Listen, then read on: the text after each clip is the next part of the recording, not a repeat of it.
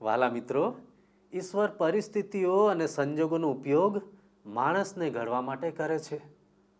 તેના જીવનમાં કઠિન સમય આવવા દે છે. ઈશ્વરની યોજનામાં પોતાને સામેલ કરવા તૈયાર રહેવું જોઈએ. શું તમે પણ દાઉદની જેમ ઈશ્વરના સમયની ધીરજથી રાહ જોશો?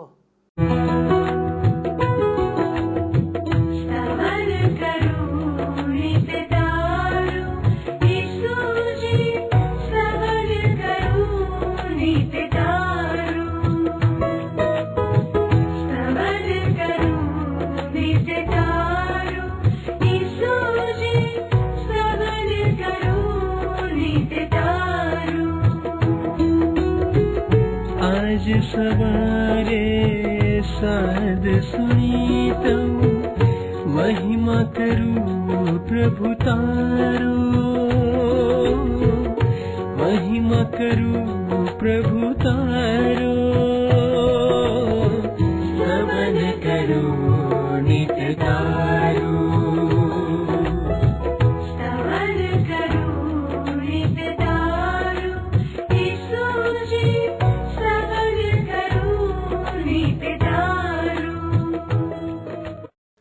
આજના સ્તવન કાર્યક્રમના અભ્યાસમાં હું આપ સૌનું હૃદયપૂર્વક સ્વાગત કરું છું. આપણે હાલમાં સ્તવન કાર્યક્રમમાં ઇઝરાયેલ પ્રજાના ઇતિહાસમાં ઈશ્વરના હસ્તક્ષેપ દ્વારા ઈશ્વરને સમજવાનો પ્રયાસ કરી રહ્યા છીએ. ઈશ્વરે પોતાની જાતને ઇતિહાસમાં પ્રગટ કરી અને જેઓ તેમના આજ્ઞાધીન હતા અને તેમની નજરમાં પ્રમાણિક હતા તેમના પર તેમણે તેમનું સામર્થ્ય અને પરાક્રમ પ્રગટ કર્યા. ઈશ્વરના પસંદ કરેલા લોકોના જીવનમાં એવો સમય આવે છે જ્યારે તેઓને અસ્વીકારનો સામનો કરવો પડતો હોય છે, પરંતુ ઈશ્વર તેમના વિશ્વાસુપણાનો ખ્યાલ રાખે છે. આજે આપણે દાઉદના લોકો તેમના પ્રત્યે તેમની ભક્તિ કેવી રીતે વ્યક્ત કરે છે તેનું એક અદ્ભુત દ્રશ્ય જોઈશું. આજે આપણે પહેલા કાળવૃત્તાંતના 11મા અને 12મા એમ 2 અધ્યાયોનો અભ્યાસ કરીશું. તેમાં આપણે ઇઝરાયેલના રાજા દાઉદના શૂરવીર માણસોના પરાક્રમો વિશે જોઈશું કે તેમણે કેવી રીતે ઈશ્વરની આજ્ઞાઓનું પાલન કરીને ઈશ્વર પર વિશ્વાસ રાખીને વિજયો હાંસલ કર્યા. આજના પાઠનો મુખ્ય સંદેશો એ છે કે દાઉદે વિશ્વાસના આત્માથી પ્રેરિત લોકોને જવાબદારી સોંપીને સફળતા હાંસલ કરી. દાઉદ રાજાનું શાસન સફળ રહ્યું કારણ કે તેમણે વિશ્વાસના શૂરવીર માણસોને સેવા કરવા પ્રેરણા આપી. તો ચાલો દર્શકો, આપણે આજના અભ્યાસમાં આગળ વધીએ. વહાલા દર્શક મિત્રો, શું તમે ઈચ્છો છો કે 2025ના વર્ષનું કેલેન્ડર આપને નિઃશુલ્ક પ્રાપ્ત થાય? તો આજે જ ટીવી સ્ક્રીન પર દર્શાવેલ નંબર પર SMS અથવા વોટ્સએપ મારફતે આપનું પૂરું નામ તથા સરનામું, પિનકોડ નંબર અને આપનો ફોન નંબર પણ મોકલી આપવા વિનંતી છે.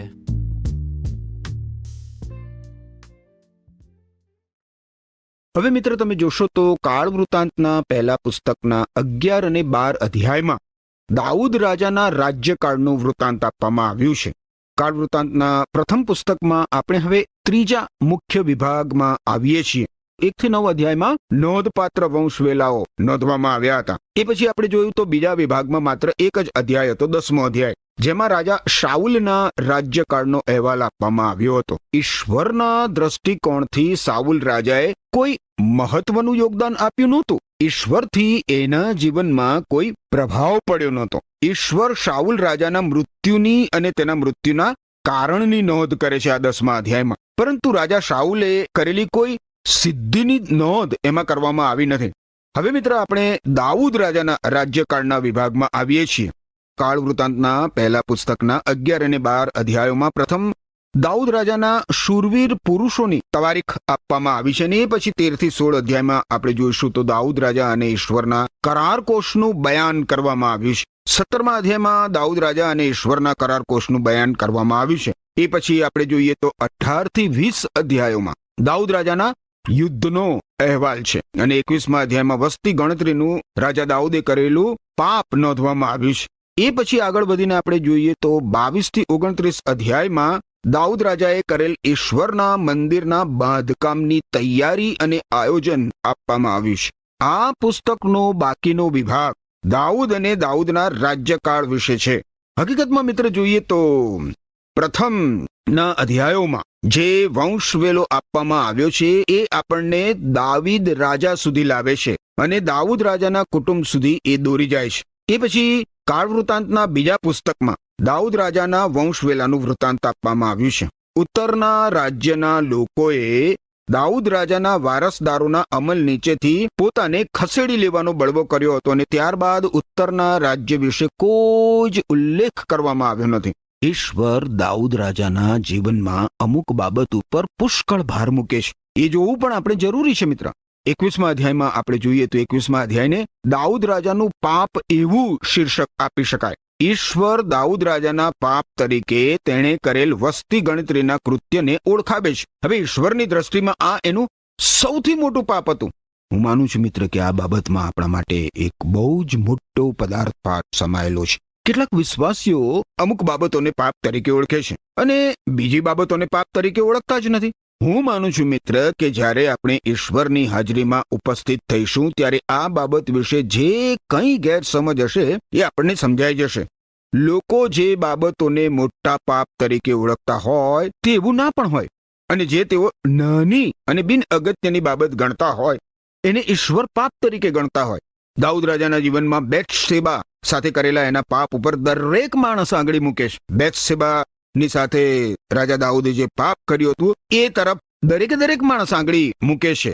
હવે ઈશ્વરે એ પાપ માટે દાઉદ રાજાને શિક્ષા કરી કારણ કે એ ખતરનાક પાપ હતું, પરંતુ દાઉદ રાજાએ પશ્ચાતાપ સહિત પોતાનું એ પાપ ઈશ્વર સમક્ષ કબૂલ કર્યું અને ઈશ્વરે એનું એ પાપ માફ કર્યું. હવે વસ્તી ગણતરીનું કૃત્ય આપણને બહુ સામાન્ય લાગે કે ભાઈ એમાં શું વાંધો છે, વસ્તીની ગણતરી કરવી. દાઉદ રાજાએ પોતાની વસ્તીની ગણતરી કરી, એમાં એણે ખોટું શું કર્યું? પણ મિત્ર, ઈશ્વરની દ્રષ્ટિમાં એ બહુ મોટું પાપ હતું. આપણને એનું કારણ જાણવા મળશે. હવે આ બાબતથી આપણને પાપ ખરેખર શું છે એનું એક જુદું જ દ્રષ્ટિબિંદુ મળવું જોઈએ. આપણે મિત્ર એ જાણવાની જરૂર છે કે પાપ માત્ર કૃત્યમાં જ થતું નથી, પરંતુ પાપ તો વિચારોમાં પણ થાય છે અને ઈચ્છાઓમાં પણ થાય છે. પાપ વિશે ઈશ્વરના દ્રષ્ટિબિંદુને સમજવા માટે આપણે બાઇબલમાંના ઈશ્વરના પવિત્ર વચનો વાંચવા જ જોઈએ. બહુ નિયમિત રીતે વાંચવા જોઈએ. વારું, હવે તમે મારી સાથે સાથે કાળ વૃતાંતના પહેલા પુસ્તકના 11મા અધ્યાયની પહેલી કલમ જુઓ. અહીં શું લખ્યું છે? પછી સર્વ ઇઝરાયેલે હેબ્રોનમાં દાઉદની પાસે એકઠા થઈને કહ્યું કે અમે તારા હાડકાના તથા તારા માંસના છીએ. હવે મિત્ર, શમુએલના પુસ્તકનો અભ્યાસ જ્યારે આપણે કરતા હતા ત્યારે એમાંથી તમને યાદ આવશે કે ઇતિહાસનો આ સમય એમાં નોંધાયેલો છે. ત્યાં નોંધવામાં આવ્યું હતું કે દાઉદ રાજાએ દક્ષિણમાં યહૂદા અને બિન્યામીનના કુળો ઉપર 7 વર્ષ રાજ કર્યું હતું અને એની રાજધાની હેબ્રોનમાં હતી. હવે કાળ વૃતાંતના પુસ્તકમાં આ માહિતી દર્શાવવામાં આવી નથી, કારણ કે ઈશ્વર ઇઝરાયેલી લોકો તરફ યાકૂબના 12 કુળોની એક પ્રજા તરીકે જુએ છે. ઇઝરાયેલી લોકો તરફ યાકૂબના 12 કુળોની એક પ્રજા તરીકે જુએ છે. દાઉદ રાજા જ્યારે સમગ્ર ઇઝરાયેલી પ્રજા પર રાજા બન્યો ત્યારે ઈશ્વરના દ્રષ્ટિબિંદુથી એ હકીકતમાં રાજા બન્યો. બીજી કલમ તમે જુઓ તો લખ્યું છે, ગતકાળમાં શાઉલ રાજા હતો ત્યારે પણ ઇઝરાયેલને બહાર લઈ જનાર અને અંદર લાવનાર તું જ હતો. તેમજ તારા દેવ યહોવાહે તને કહ્યું હતું કે તું મારા ઇઝરાયેલી લોકનું પાલન કરશે ને તું જ મારા ઇઝરાયેલી લોકો પર અધિકારી થશે. ઇઝરાયેલી લોકો આ ઘટનામાં ઈશ્વરનો હાથ જુએ છે.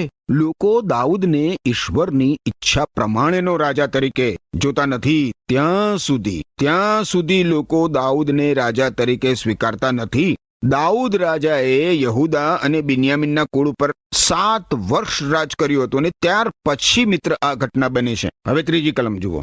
ત્રીજી કલમ શું કહે છે? આ પ્રમાણે ઇઝરાયેલના સર્વ વડીલો હેબ્રોનમાં રાજાની પાસે ભેગા થયા અને દાઉદે ત્યાં યહોવાની સમક્ષ તેઓની સાથે કરાર કર્યો અને શમૂએલ દ્વારા અપાયેલા યહોવાના વચન પ્રમાણે તેઓ દાઉદને ઇઝરાયેલ પર રાજા તરીકે અભિષેક્ત કર્યો. હવે દાઉદ રાજાને યાકૂબના 12 કુળો ઉપર રાજા ઠરાવવામાં આવે છે. ઈશ્વરના દ્રષ્ટિબિંદુથી આ સમયથી શરૂ કરીને મિત્ર દાઉદ રાજાના રાજ્યકાળનો આરંભ થાય છે. 4 કલમ જુઓ શું લખ્યું છે. દાઉદ તથા સર્વ ઇઝરાયેલ યરુશાલેમ એટલે યબુસ ગયા. દેશના મૂળ રહેવાસીઓ યબુસીઓ ત્યાં હતા. યબુસીઓ. દાઉદ રાજાએ આ પ્રદેશનું સર્વેક્ષણ કર્યું હતું. એને આ પ્રદેશની પૂરેપૂરી માહિતી હતી અને તેણે યરુશાલેમને પોતાના પાટનગર તરીકે પસંદ કર્યું હતું. ઈશ્વરનું મંદિર યરુશાલેમમાં બાંધવાનું હતું. એ દાઉદ રાજાની પસંદગી હતી અને તે ઈશ્વરની પણ પસંદગી હતી. મિત્ર, યરુશાલેમ વિશે ઈશ્વરના વચનોમાં ઘણી બધી બાબતો દર્શાવવામાં આવી છે. અલબત્ત જૂના જમાનાનું યરુશાલેમ આજના યરુશાલેમ શહેર જેવું નહોતું. ખોદકામ કરવા દ્વારા એ જાણવા મળ્યું છે મિત્ર કે જૂના જમાનામાં શહેરનો કોટ આજના કોટ કરતા જુદી દિશામાં હતો. દાઉદ રાજાનું શહેર નીચાણમાં હતું અને લોકો હંમેશા ઉપરની તરફ મંદિર બાજુ જોતા હતા. હવે પાછળથી જ્યારે શહેરનો કોટ સિયોન પર્વત ઉપર ખસેડવામાં આવ્યો ત્યારે લોકો મંદિરના નીચે આવેલા વિસ્તાર તરફ જોતા હતા. યરુશાલેમ શહેર આજે એ રીતે સ્થપાયેલું છે. યરુશાલેમ નગરનો મોટા ભાગનો વિસ્તાર મંદિર વિસ્તારથી ઉપરની બાજુએ આવેલો છે અને મંદિરનો વિસ્તાર મોરિયા પર્વત ઉપર આવેલો છે, જે યરુશાલેમ શહેરની આરપાર થઈને પ્રસરેલો છે. અને ત્યાં ઉપરની બાજુ શહેરના કોટની બહાર ગલગથ્થા નામની ટેકરી આવેલી છે મિત્ર, જ્યાં પ્રભુ ઈસુ ખ્રિસ્તને ક્રૂસ પર જડી દેવામાં આવ્યા હતા. દાઉદ રાજાએ આ સ્થળ પસંદ કર્યું હતું.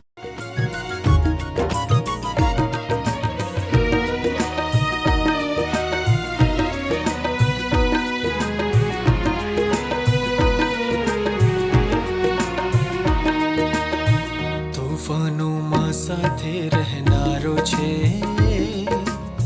મારો પ્રભુ, મારી સાથે છે. તોફાનોમાં સાથે રહેનારો છે મારો પ્રભુ, મારી સાથે છે.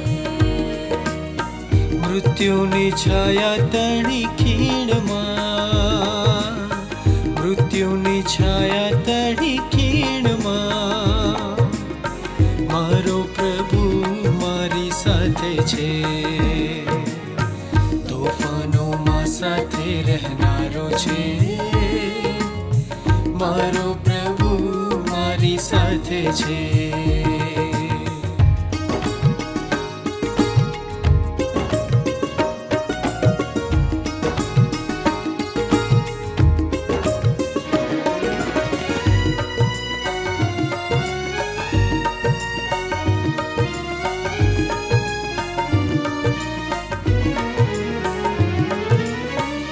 'સત્ય સનાતન જીવન તું, તારણનો દેનારો તું.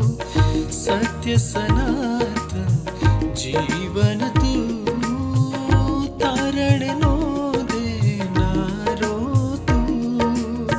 ખોવાયેલાનો શોધનારો છે, દુઃખિત મનનો સહારો છે. તોફાનોમાં સાથે રહેનારો છે મારો પ્રભુ, મારી સાથે છે.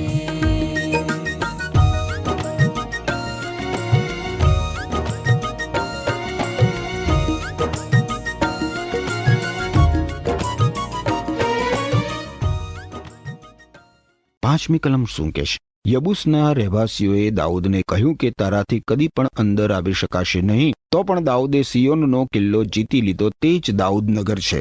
દાઉદ રાજાએ સિયોનનો કિલ્લો જીતી લીધો અને ત્યાં પોતાને માટે એણે રાજમહેલ બાંધ્યો. સિયોન પર્વત દાઉદ રાજા માટે બહુ જ મૂલ્યવાન હતો મિત્ર, બહુ મૂલ્યવાન. 6ઠ્ઠી કલમ શું કહે છે? દાઉદે કહ્યું કે જે કોઈ યબુસીઓને પ્રથમ મારશે તે સેનાપતિ થશે. સરુયાનો પુત્ર યોઆબ પ્રથમ ચડી ગયો અને સેનાપતિ ઠર્યો. યોઆબ એ દાઉદ રાજાની નોકરીમાં પ્રથમ નંબરનો માણસ છે મિત્ર. એ દાઉદ રાજાનો સલાહકાર હતો અને દાઉદ રાજાના લશ્કરનો સેનાપતિ હતો. એ દાઉદના સુરવીર પુરુષોમાંનો એક હતો. 7મી કલમ શું કહે છે? કાળ વૃત્તાંતનું પહેલું પુસ્તક 7મી કલમ જુઓ. દાઉદ કિલ્લામાં રહ્યો માટે તેઓએ તેનું નામ દાઉદ નગર પાડ્યું. દાઉદ નગર ખરેખર તો સિનાઈ પર્વતનો વિસ્તાર છે મિત્ર. 8મી કલમમાં લખ્યું છે, તેણે મિલ્લોથી માંડીને ચોતરફ નગર બાંધ્યું અને યોઆબે બાકીના નગરને સમાર્યું. હવે આ યોઆબ દાઉદ રાજાના લશ્કરનો સેનાપતિ હતો અને એમ છતાં તમે જુઓ એ શહેરની આસપાસના વિસ્તારને સમારવાનું કામ કરનાર પણ અધિપતિ હતો. 9મી કલમ શું કહે છે? દાઉદ વધારે ને વધારે બળવાન થતો ગયો, કેમ કે સૈન્યનો દેવ યહોવા તેની સાથે હતો. સૈન્યનો દેવ યહોવા તેની સાથે હતો, એટલા માટે દાઉદ રાજા વધારે ને વધારે બળવાન થતો ગયો. દાઉદ રાજાએ ઇઝરાયેલી રાષ્ટ્રનો અદ્ભુત વિકાસ કર્યો અને આખી દુનિયા ઉપર એનો જબરજસ્ત પ્રભાવ હતો. ત્યારે સુલેમાન રાજા એના સમયની દુનિયાને ઈશ્વર વિશે જે સાક્ષી પૂરી પાડવાનો હતો એનો પાયો દાઉદ રાજાએ નાખ્યો હતો મિત્ર. હવે મિત્ર આપણે દાઉદના શૂરવીર પુરુષો વિશે જોઈએ. દાઉદના શૂરવીર પુરુષો એના બહિષ્કાર દરમિયાન તેની પાસે આવ્યા હતા અને આમાં આપણા માટે એક ગુઢાર્થ સમાયેલો છે મિત્ર. આજે પ્રભુ ઈસુ ખ્રિસ્ત લોકોને પોતાની પાસે બોલાવી રહ્યા છે. જે લોકો પ્રભુ ઈસુ ખ્રિસ્તને શરણે આવે છે એ લોકો ઈસુ ખ્રિસ્તના શૂરવીર પુરુષો બને છે, શૂરવીર મહિલાઓ બને છે. આજનો જમાનો પ્રભુ ઈસુ ખ્રિસ્તના બહિષ્કારનો છે, આમ તમે જુઓ તો મિત્ર. પરંતુ એમ છતાં જે લોકો પ્રભુ ઈસુ ખ્રિસ્ત પર વિશ્વાસ કરીને પ્રભુ ઈસુ ખ્રિસ્તને શરણે આવે છે એ લોકો પ્રભુ ઈસુ ખ્રિસ્તના શૂરવીર માણસો બને છે. હવે દાઉદ રાજાના 3 શૂરવીર પુરુષોને સર્વોત્તમ શૂરવીર પુરુષો તરીકે ઓળખાવવામાં આવે છે, કારણ કે એ લોકો બેથલેહેમના કૂવાનું પાણી દાઉદ રાજા માટે લઈ આવ્યા હતા. 11મા અધ્યાયની 15 થી 19 કલમો તમે જુઓ. શું કહે છે? 15 થી 19 કલમો. 30 મુખ્યોમાંના 3 દાઉદની પાસે અદુલ્લામની ગુફામાં ગઢ આગળ જઈ પહોંચ્યા. ફલિસ્તીઓના સૈન્યે રફાઈમના મેદાનમાં છાવણી નાખી હતી. દાઉદે તે વેળા ગઢમાં હતો ને ફલિસ્તીઓનું થાણું બેથલેહેમમાં હતું. દાઉદે બહુ જ આતુર થઈને કહ્યું કે બેથલેહેમના દરવાજા પાસેના કૂવાનું પાણી કોઈ મને પાય તો કેવું સારું. તે સાંભળીને પેલા 3 ફલિસ્તીઓની છાવણીમાં ધસી જઈને તે દરવાજા પાસેના બેથલેહેમના કૂવામાંથી પાણી કાઢ્યું ને દાઉદની પાસે તે લઈ આવ્યા. પણ દાઉદે તે પાણી પીવાની ના પાડી, પણ યહોવાની આગળ તે રેડી દીધું અને કહ્યું કે મારો દેવ મારી પાસે એવું ન કરાવે. આ પુરુષો કે જેઓએ પોતાનો જીવ જોખમમાં નાખ્યા છે તેઓનું લોહી હું કેમ પીવું? કેમ કે તેઓ તો પોતાના જીવને જોખમે તે લાવ્યા છે. આથી તે પીવાને તે રાજી ન હતો. એ 3 યોદ્ધાઓ એ કાર્યો કર્યા. દાઉદ રાજાનો ઉછેર મિત્ર બેથલેહેમ શહેરમાં થયો હતો. બેથલેહેમના પ્રવેશ દ્વાર પાસે એક કૂવો હતો અને દાઉદે પોતાના ઘેટા ચરાવીને પાછા વળતી વખતે હંમેશા મિત્ર હંમેશા આ કૂવાનું પાણી પીધું હતું. હવે લોકો જે ફલિસ્તી લોકો છે, ફલિસ્તી લોકો એ લોકોએ આ દાઉદ રાજાને ઘેરો ઘાલ્યો છે અને હવે એ પેલું પાણી પી શકે એમ નથી. પરંતુ તમે જુઓ દાઉદ રાજાના આ 3 શૂરવીર પુરુષો ફલિસ્તી સૈન્યની આર પાર જઈને દાઉદ રાજા માટે પાણી લઈ આવે છે. દાઉદ રાજાએ આ પાણી પીધું નહીં, પરંતુ એના બદલે એણે પિયાર્પણ તરીકે ઈશ્વરની સમક્ષ અર્પણના રૂપમાં એ પાણી ઢોળી દીધું. 22મી કલમ શું કહે છે? જો 22મી કલમ. કાબ્ઝએલ ગામના પરાક્રમી કૃત્યો કરનાર એક શૂરવીર પુરુષના પુત્ર યહોયાદાનો પુત્ર બનાયા હતો. એણે મોઆબી બરીએલના 2 પુત્રોને મારી નાખ્યા. વળી એકવાર હિમ પડતું હતું તે વખતે તેણે એક ગુફામાં જઈને એક સિંહને મારી નાખ્યો. મને આ પ્રસંગ બહુ ગમે છે. બનાયાએ એક સિંહને મારી નાખ્યો અને એ પણ જ્યારે હિમ પડતું હતું ત્યારે. એવા સમયમાં અદ્ભુત વાત છે ને.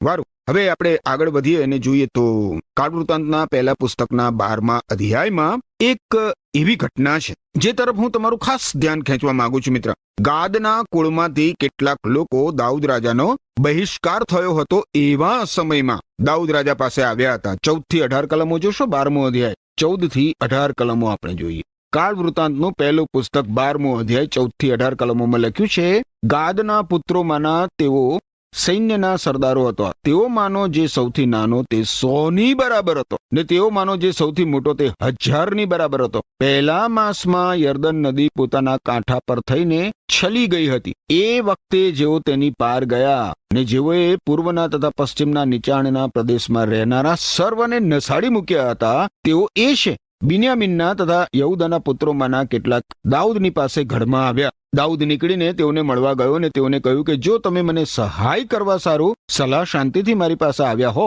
તો મારું હૃદય તમારી સાથે ગાંઠ થશે, પણ હું નિર્દોષ છતાં જો મને મારા વેરીઓને સ્વાધીન કરવા સારું તમે આવ્યા હો તો તે જોઈને આપણા પિતૃઓનો દેવ તેને માટે શિક્ષા કરો. ત્યારે 30 મુખ્ય અમાસાઈ પર આત્મા આવ્યો. તેણે કહ્યું કે હે દાઉદ, અમે તારા માણસો છીએ, હે યશાયના પુત્ર, અમે તારી કુમકે છીએ. તને શાંતિ થાવ, તારા સહાયકોને શાંતિ થાવ, કેમ કે તારો દેવ તને સહાય કરનાર છે. ત્યારે દાઉદે તેઓને અંગીકાર કર્યો અને તેઓને ટોળીઓના સરદારો ઠરાવ્યા. કેટલી અદ્ભુત વાત છે. આ લોકો દાઉદ રાજાની પાસે એને મળવા આવે છે. હવે યર્દન નદી જ્યારે 2 કાંઠે છલોછલ વહેતી હતી, એમાં ઘોડાપૂર આવ્યું હતું, ત્યારે એવા સમયોમાં આ લોકો નદી તરી જઈને દાઉદ રાજાની પાસે આવ્યા હતા. રાજા દાઉદ જાણતો નહોતો કે આ લોકો તેની પાસે મિત્ર ભાવે આવ્યા છે કે પછી દુશ્મન ભાવે આવ્યા છે.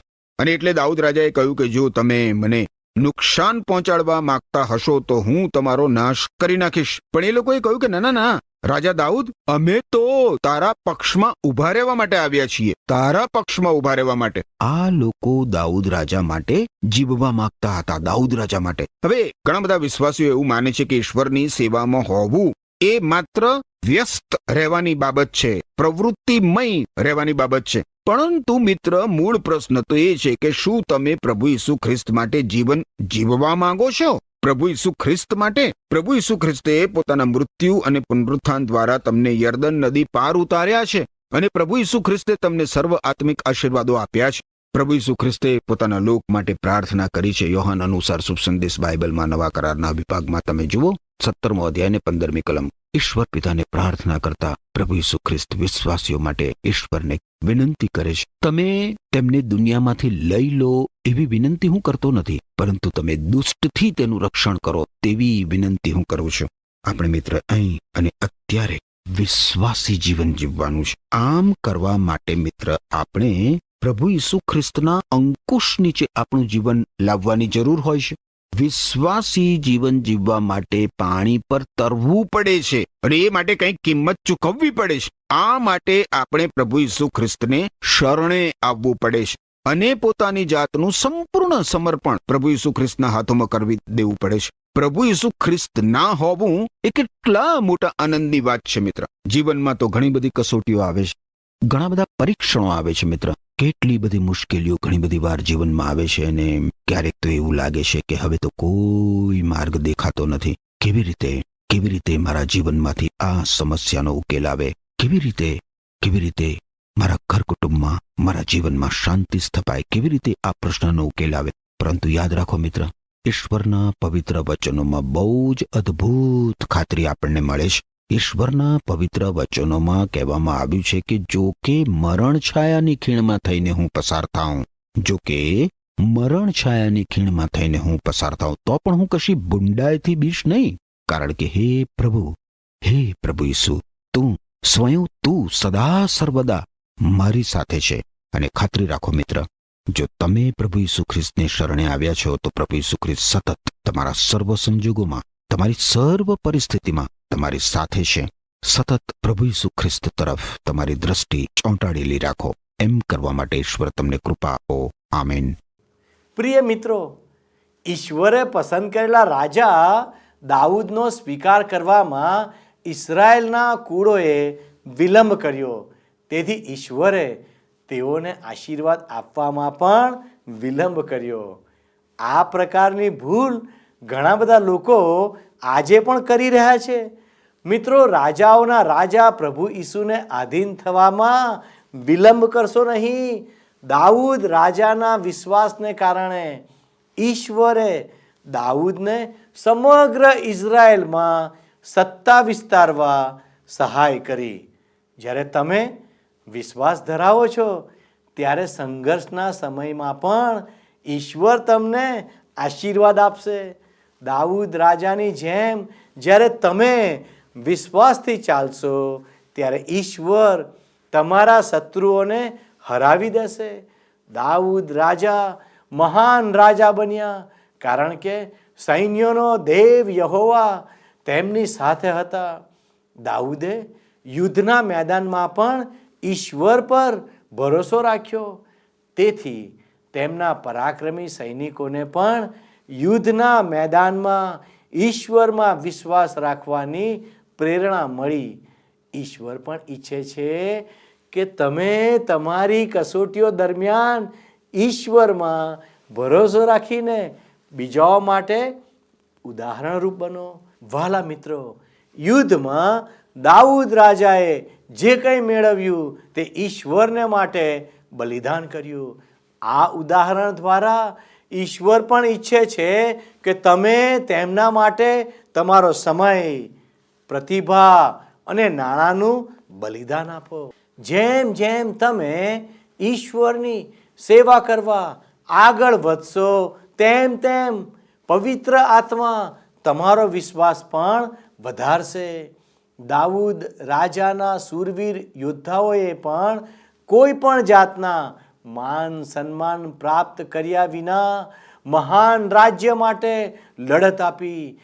ઈશ્વર ઈચ્છે છે કે તમે નમ્ર બનો અને પોતાની પ્રશંસાની આશા ન રાખો. દાઉદ રાજાના શૂરવીર યોદ્ધાઓની જેમ પવિત્ર આત્મા તમને સેવા કરવાની હિંમત પણ આપશે. દાઉદ રાજાએ ઘણા લોકોને સેવા કરવાની પ્રેરણા આપી. ઈશ્વર પણ ઈચ્છે છે કે તમે આગળ વધવા અને તેમની સેવા કરવાની હિંમત રાખો.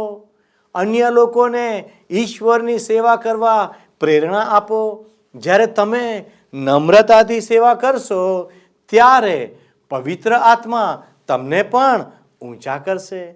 જ્યારે તમે ઈશ્વરની સેવા કરો છો ત્યારે પવિત્ર આત્મા તમને પણ વિજય આપશે. શું મિત્રો, તમે આજે હિંમતથી ઈશ્વરની સેવા કરવા તૈયાર છો? આવો આપણે પ્રાર્થના કરીને ઈશ્વરની સહાય માગીએ. વહાલા પ્રભુજી, તમે મને પૂરી નમ્રતા સાથે તમારી સેવા કરવાને માટે મદદ કરો. તમને આધીન થવાને માટે અમને સહાય કરો. વહાલા ઈશ્વર પિતા, અમે પૂરા બળથી અને પૂરા હિંમતથી અમે તમારી સેવા કરી શકીએ માટે તમે તમારી કૃપા અમારા પર રાખો. વહાલા પરમેશ્વર, અમે અમારી જાતનું અર્પણ તમને કરતા અમારી આ પ્રાર્થના ઈસુના નામમાં માગીએ છીએ. આમેન. વહાલા દર્શક મિત્રો, આજનું પ્રસારણ આપને ચોક્કસ ગમ્યું હશે. અમે આપના ફોનની રાહ જોઈ રહ્યા છીએ. એક ફોન જરૂરથી કરશો. અમારા પ્રતિનિધિ તમારી સાથે પ્રાર્થના પણ કરી શકશે. ઈશ્વર આપ સર્વને આશીષ આપો. આમેન.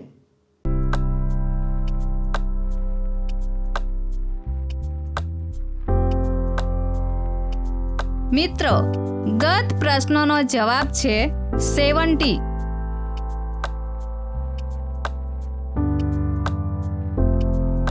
આજનો પ્રશ્ન છે, દાઉદે કયો કિલ્લો જીતી લીધો?